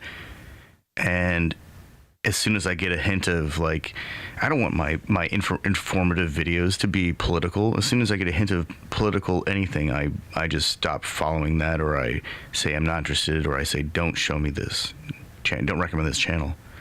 And so I don't see that stuff. I see it for like 5 seconds, then I never see it again from that channel. But yeah, I'm concerned that if I go to another like video platform, that I'm gonna have to, not only am I gonna end up in the same position that I am now, or I won't be. I'll be in a position where I can't even fine tune it like that and get rid of those things. And then it's like, oh great, now I have to put up with political and racist bullshit. Does that mean I'm being like intolerant? That's what they would say. I'm being intolerant because I don't want to hear racism and I don't want to hear some bullshit. I fucking hate those people so much. Like, how does that make me intolerant when it's hate speech? Why do I have to listen? Why do I have to support an ad-based revenue stream or structure? No, we're supposed to be intolerant of Nazis. They've just made it seem like. Oh, I know, but like, why am I supposed to support some channel's ad-based revenue stream when they won't filter out their own racist bullshit and sexist bullshit? I don't want any of that stuff. I don't want any political crap when I'm looking at something about like a Windows or a mini split air conditioner.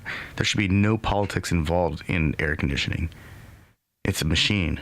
I just want to know about the machine. I don't care about the presenter's political alignment. When I'm watching somebody cooking a burger because I want to learn a new method for cooking a burger, I don't care which direction they're aligned politically. I just care if the burger cooks right and looks like it tastes good and inspires me to cook the burger like that.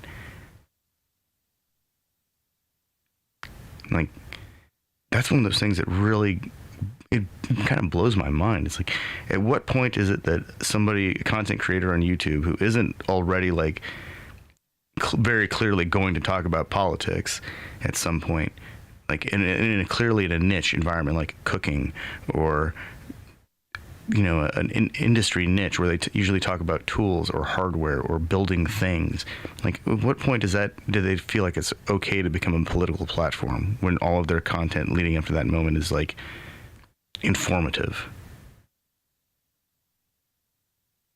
And that's one of those things that just ends it for me. Now, if I go into it knowing like, oh yeah, this channel is all about, economics, and they've got some kind of like political bend to it at all times, because I mean, most of the time people who are in economics have some kind of like political lean to them. But in like a media agency, of course they're going to have some kind of media bias because that's how the media works. But when the content is informative and it's really like just about computers, or just about fishing, or just about boats, or just about guitars. Like, that stuff shouldn't be political. If it's about synthesizers, there should be no politics involved. Like, I realize that there is like politics of DJing, because some people are still like dinosaurs and holding on to like vinyl with their crusty old dinosaur hands. And that's okay, but that's not the same as like telling someone they're like ruining the fabric of society. That's just someone who's afraid to fully embrace technology, or maybe they're fully embracing a specific type of technology and they're just standing for it really hard. But I don't see anyone like talking about synthesizers or turntables as a conduit to restrict or punish people.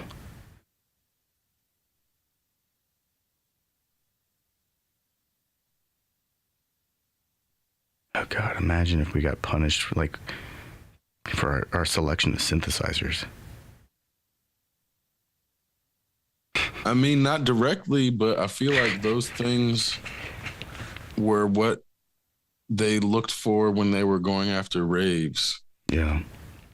During the Rave Act period, where I'm like, it sounds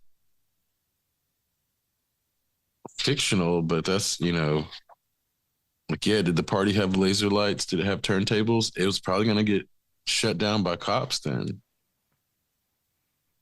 Yeah, the police show up. Oh, they only have CD players, guys. It's okay. You guys, Right, go yeah. ahead. I'm like, oh, shit, thanks. Oh, no, they have a live band, guys. It's okay. They got a live band. It's okay, guys. Fuck. Well, I mean, it's the same They shit. they only have fixed can lighting. It's all right, guys. They don't have any intelligent lighting. Sorry, wrong place. I feel like it's easy to forget that Snoop Dogg was getting arrested for performing. He wasn't the only one. Like, Marilyn Manson was getting arrested for performing. Yeah, but he whipped his schlong out on stage. That's one time, but he wasn't. He was only, before that, he was getting arrested for actually just performing his songs and for being. Oh, yeah, because that stuff was lewd and suggestive and lewd and lascivious acts is what they were saying. But it was just performing the music is what they were qualifying as those things. So it's like, yeah, he definitely did some lewd shit on stage, but that's not why they were originally arresting him. Because it's the same shit with Two Live Crew. Two Live Crew. Oh yeah, that's right. They were just way too heavy, or their message was way too intense for the time. If they'd have been, if they'd have just like had those lyrics come out now, everyone would be like cool with it. Actually, people are probably cool with it now because they released it when they did. Mm-hmm. Unquestionably. Now it's all tame. Two Live Crew is tame. Oh no, Two Live Crew.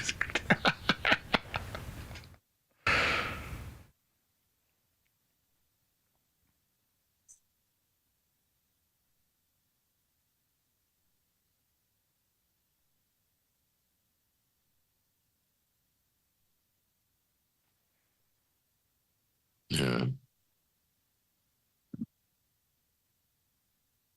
But I think the issue too is funny, like Two Live Crew today wouldn't be that good. They were only good then because they didn't have a lot of other shit to compare to. Yeah. It's like they're not that good. But you obviously have to grade them on their time scale if you want to be fair. But I don't know if they would make it in modern times, not because of what they're saying being tame so much as their style just not being that great, but that also isn't necessarily a restrictive like talent has never necessarily been correlated with success anyway. So it's like they could have just figured out some other way to get popular.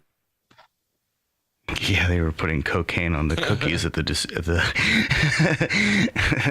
at the vending table. Yeah, buy our hoodie, you get this free cookie. It's laced with cocaine. I don't know if that's true. That's probably not true. They were probably running a very straight-laced business, of course.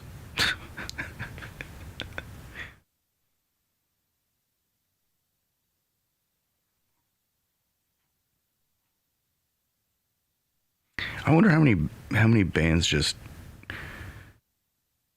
like made the cutoff where the only reason they were successful was because they really didn't have any competition.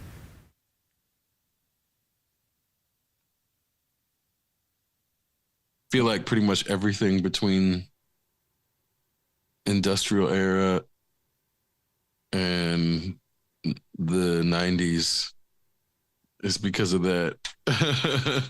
Yeah, the explosion of digital and availability of digital recording. Like a Wild West for a while, and then with every attempt to like keep it free, it got closer and closer to being regulated. And now, like, I remember for a while, like digital recording, you had to have like dongles, and now it's all dongleless again, and it's just you have to be online to validate your installations. Do that every 48 hours, sometimes like 72 hours.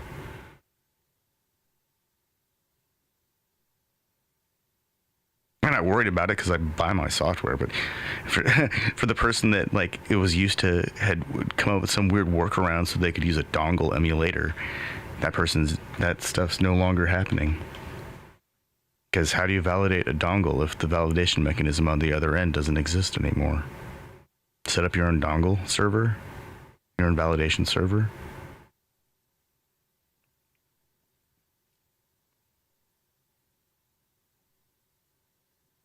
It's like a lot of effort to go through just to save $50, $60. I can see if it'd be like $1,000 piece of software, it would be like, yeah, let's try this. But not if someone's actually running a business. If they're running a real business, then software expenses are just like a mere pittance.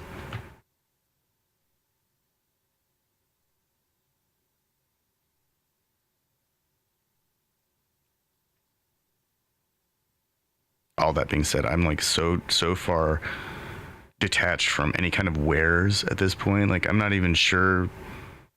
I don't even know how that stuff works anymore. Really, I like haven't even paid attention to it in years. A lot of the stuff that I want to do relies on free software because open source just happens to kill it sometimes. It's like completely knock it out of the park. We like that.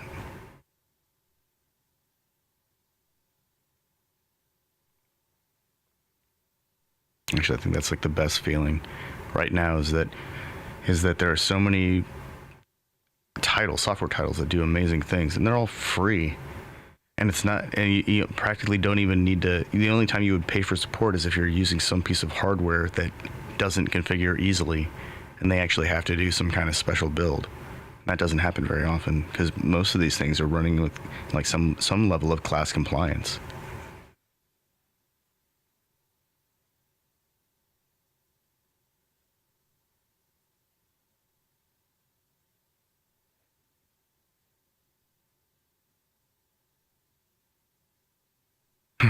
It'll actually be really nice at a point when everything is like, they finally have agreed upon port standards instead of still having like a USB-C port and a USB 2 port and a USB 3 port all next to each other. Well, I think just for the mere fact that you can't put in USB-C wrong, I think that one's gonna like. I love USB-C. Take over. Oh, totally. And you can send power over it. Yeah, very quickly. I mean, you can send enough power to turn on an old hard drive over USB-C. It's really impressive. Yeah. So I don't see. I mean, unless they make something that's faster. I mean, which I'm sure eventually they will. Yeah, but Because that gets pretty fast transfer speeds. So oh yeah, and it's full duplex too. It's like full duplex, and like I think it's like some of them can do like 18 gigabit per second or something dumb. But those are like the Thunderbolt ports. Those are like USB 3C 4. I don't know. There's a whole bunch of standards now.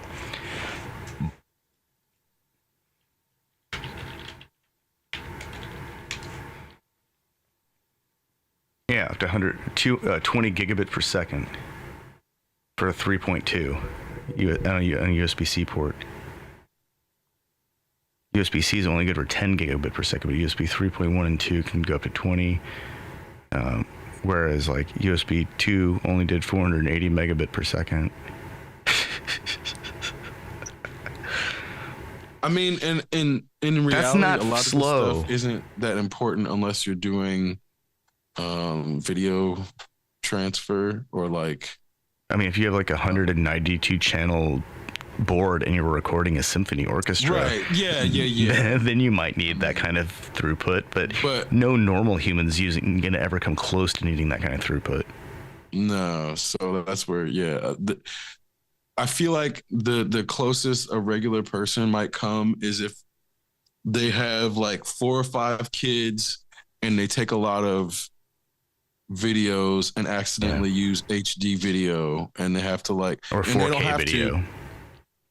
Yeah, 4K. That's what I meant to say actually. But they end up like transferring them to a device that they don't need to do, but because they're doing that, it's the only reason like a regular person might need that much transfer speed. And that's where again it's like our devices have gotten so, or the transfer cables between devices have gotten so fast that regular people's usages aren't. I mean, 20 gigabit per second, like a full-on 8K stream, it doesn't even require that. I'm not even sure you can saturate a 20 gigabit per second through a bus. Like, I'm not sure if that's possible. I mean, I know it's possible somebody could set up a situation where, but like for normal mainstream computing, I'm not sure if that's even possible. Even like accessing. I imagine it's probably for something like the Sphere in Vegas. Yeah. Like only something like that is gonna really even get close. There's like one switch at the Eve server where they connect it to the computer. It has one USB-C port. It's glowing red hot because 30,000 people are all trying to do something through it.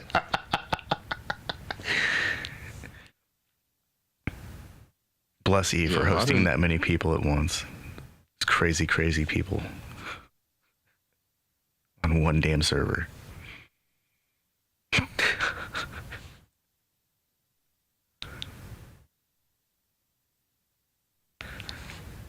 You know, at some point, the computers are just going to have so much just raw bandwidth that, I mean, like, actually, you know what? When I was watching that video about the guy installing Linux on a Raspberry Pi, he was rendering stuff, and it reminded me of how long it took to render things like 15 years ago, 20 years ago. It reminded me just how slow computers were then, and it was still faster than those computers 20 years ago. Like an order of magnitude faster.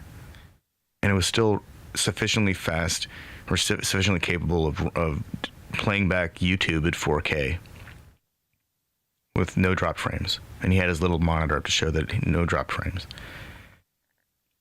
And so if that's where we are, that's actually really cool. Because that means that, you know, if the upper end of the high-end workstations and productivity machines and servers are capable of working at these rates, at this kind of throughput and these kind of bandwidths, and then like, you know, $150 computer can absolutely run Linux and then play back 4K content, then that's okay. That's a really good thing. That means the computers are extremely affordable. That, like, we didn't have 64-bit computers 20 years ago. We could barely address 2 gigabytes of RAM. like, or 4 gigabytes of RAM. It only addressed 3.2, and then you had to have some kind of like address extension switch turned on to get the remaining 0.8 gigabytes of RAM.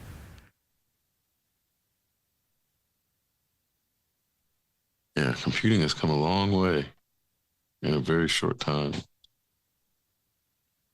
I'm looking at a monitor that right now that easily has like 16 times the pixel real estate than maybe 32 times the pixel real estate of my first computer.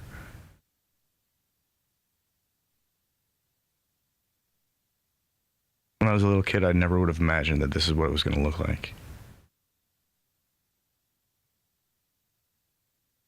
I thought it was always going to be like it was just going to be text. I didn't know what it was going to look like. I thought it was going to be more switches and hardware, I guess. Because that was what was in the movies. That was what's on, like, science fiction television and in movies. It's always panels. But I guess that's more indicative of the era that those things were created. Because now everything is on touchscreens and floating holographic interfaces. Because that's what people want. I'd like to have holographic displays. I don't want to have holographic interfaces. I don't want to be waving my hands around like I'm doing magic. I mean, I kind of do, but not really. We already had this. We already had that stuff with the Leap Motion thing, and I couldn't get into that. Yeah, the novelty wore off fairly quickly.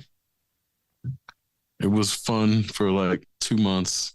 Yeah, it was really pretty. It was really pretty, and it was exciting for a couple months. And then it just sat there, and I tried to find ways to integrate it. I found there was software that turned it into a MIDI controller, so it could send change control messages.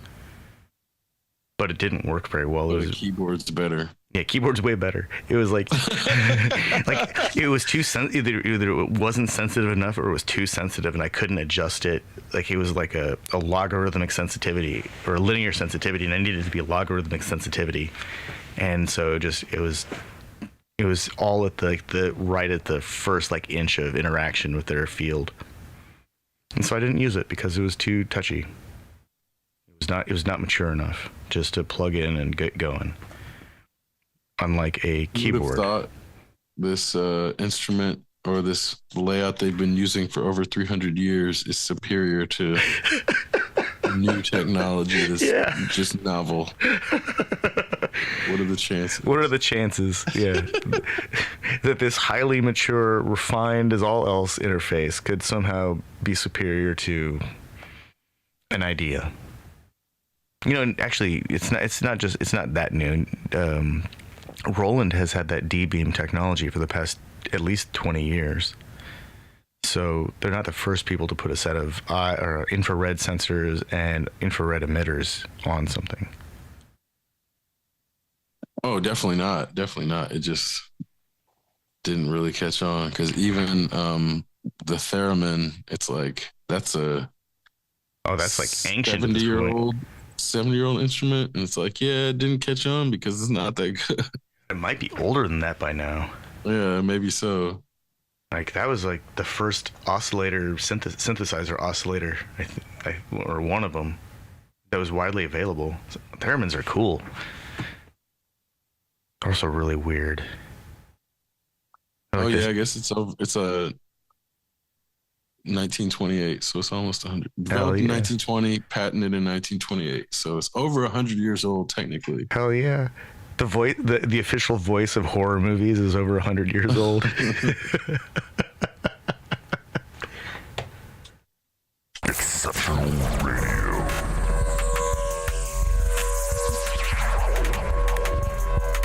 Exceptional Randos shows produced live in Sunroom Studios' Base Capsule.